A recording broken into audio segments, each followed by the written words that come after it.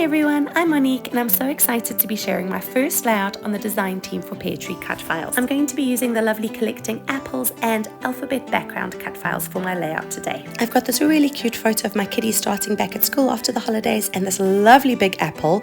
I've used the collecting apples cut file and just really upsized it to make one of the apples huge. And then the alphabet cut file background was perfect and I'm going to use that to back the apple cut file. So now I'm just using some clear gesso, dabbing it on and then using an old card just to scrape it on nice and smoothly because I'd like to do a bit of mixed media. Gesso is the perfect partner for mixed media. It allows the paint to move so beautifully and it stops your cardstock from getting saturated. Now it's time to back that cut file. I just love this giant apple and that alphabet background is just perfect for a back to school layout. So I've started off by just drawing around the outline of the apple and cutting out the shape in the alphabet cut file.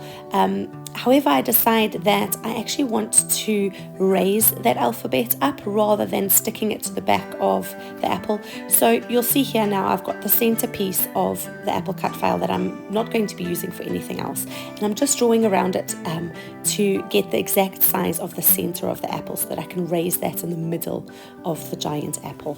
Now to back those lovely leaves, I've got this gorgeous pattern paper from the Doodlebug School Days collection, and it really is perfect for any back to school layout. So I've just drawn on the reverse of that pattern paper and I'm cutting it out, leaving a bit of a border so that there's room, there's a lip for it to stick to the back of the cut file. I love that vibrant green contrasted with the beautiful pinky red of the alphabet background cut file. Now I would like to make the stalk of the apple and I've got this lovely sheet of pattern paper. It's from the School Life collection by Simple Stories and it's got, the background is, the one side is like a cork board and I thought that would be just perfect for the apple. It just really ties in nicely with the school theme. So I've cut out a piece of that and stuck that to the back and I really love how that looks. Now I'm just placing my apple onto my gessoed sheet of journal paper and I'm just marking gently around there so that I know where the apple is going to be placed and I'm going to start my mixed media.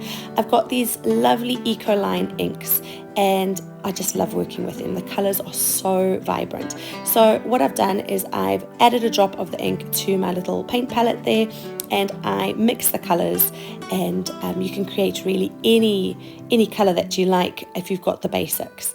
And then I just add a little bit of water to my gessoed background first and then I add the ink on top of that. And adding the water first just allows the paint to move so beautifully and to blend together. And I really just love working with these inks. So you'll see there I'm also adding some splatters all the way around in the different rainbow colours. I'm slowly working through the rainbow.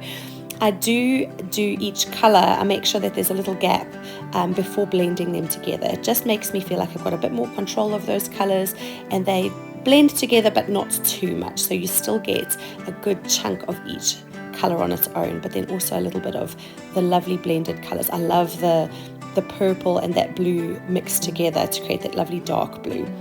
So now I'm just trimming down that journal sheet of newly created mixed media background. I want it to be a little bit smaller because I've decided I'm going to stick it onto a full sheet of that cork patterned paper. So I've just distressed the edges and adding a ridiculous amount of adhesive on the back of this. I'm attempting to make this fairly warped sheet of pattern paper quite flat with adhesive.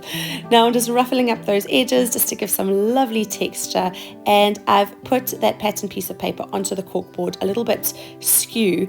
I quite like the effect of it not being placed on perfectly. So here I have millions of little foam squares which I'm adding slowly to the background of that alphabet cut file and I'm going to stick that down in a moment, but I've decided, well, I can see quite obviously that apple cut file is not going to fit. The leaves are going to come off the edge, so I've cut off those leaves so that I can play with those later and reposition them so that they fit. If you're new to my channel or if you regularly stop by, thank you so much for popping in today. I really, really do appreciate it. If you're enjoying what you're seeing, I'd be so grateful if you subscribe to my channel. You can also find me on Instagram at Handmade Happy by Monique. Now it's time to add that lovely big apple cut file. Now I would need it to be raised higher than the alphabet background, so I've cut thin strips of craft foam and I'm just using my adhesive on both sides just to stick those thin strips around the edge of that cut file. And I'm doing a double layer. A single layer would mean it's the exact same height as the alphabet background, but I obviously want it to be a bit higher, so I've done a double layer and then I'm just sticking it down, and I love the effect that that gives with the alphabet being recessed in the background. So now I'm just trimming down those leaves. I think one would work better, but I want to use the edge of that piece of the other leaf just to extend the shape of the apple there. And I've switched out my photo for one that's mostly black and white, and I've just kept my kiddies in color. I've used an app called Colourpop, which is really handy for doing partially black and white, partially color photos, and it's really, really easy to use. Now I've got lots of different bits of patterned paper from the 6x6 paper pad from the Doodlebug School Days collection, and I'm just using little bits and pieces to layer behind my photo. I love cutting like an L-shaped piece, and it gives a lovely layer, but it also saves you pattern paper so that you can make many more layouts using your stash. I'm just distressing all the edges as well to give some lovely texture, and just layering those pieces together until I'm happy with my photo piece. There's lots of back and forth as I go between the different pattern papers to see which ones I like best and which colors I feel go best together. I really love that rainbow stripe, but I end up not using it because there's already so much color that single colors will work better. So I've chosen lots of lovely complementary single colors to use, and I sadly do not use that beautiful rainbow stripe as much as I want to. And now I'm using my scalloped circle paper punch just to cut out a few pieces from this lovely patterned paper, just to use as ephemera on my layout, and they just tie in beautifully. I love that back to school little circle. It looks a bit like a badge, and I think it's going to work really nicely. Now I've got a spare piece of that journal patterned paper, and I've just used my note paper punch just to give it a little authentic note paper edge, and distress the edges and pop that in the back for some lovely layering. Now I've also got these gorgeous ephemera pieces from the same Doodlebug School Days collection, and I'm just having a play really with all the different pieces and seeing which works best and tucking things in, and I really do fiddle for the longest time here, but I am eventually happy at the end, and I quite like how it turns out. I couldn't be happier with how all these little bits and pieces tie in with that awesome apple cut file and the alphabet background cut file. They just coordinate and complement each other so nicely. Remember me, I remember you. I've been thinking about you more than ever. I guess I'm lonely, I'm starting to grow old, and I thought my youth would last forever. Take me back to when we were kids and didn't care if we were acting stupid, 'cause all we had was us. If I close my eyes and think about us, I can see the person I know I should be. 'Cause honestly, I don't have just tucked a little tab in there with the date, and I'm going to be using my silicone glue to stick that leaf down just to give it a little bit of added dimension. And I just dropped it on my photo in my background, leaving blobs of glue everywhere.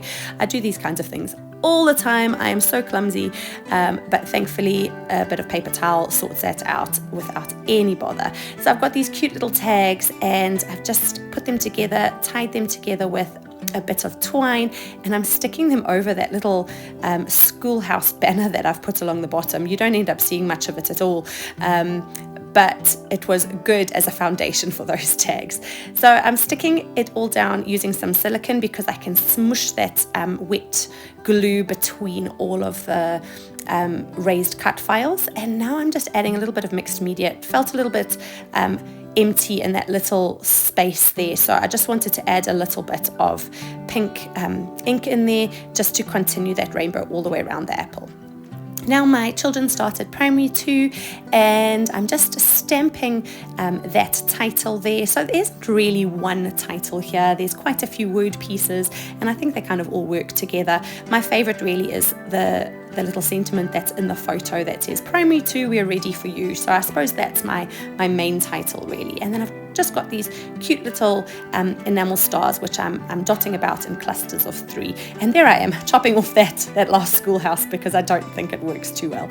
Anyway, here is close-ups of my finished layout. Thank you so much for watching. I really do appreciate you stopping by, and please have a look in the description box where I've linked up these beautiful cut files from Peartree Cutfiles along with all the other supplies I've used. Thanks so much for watching, and see you next time. Bye. We were meant to be.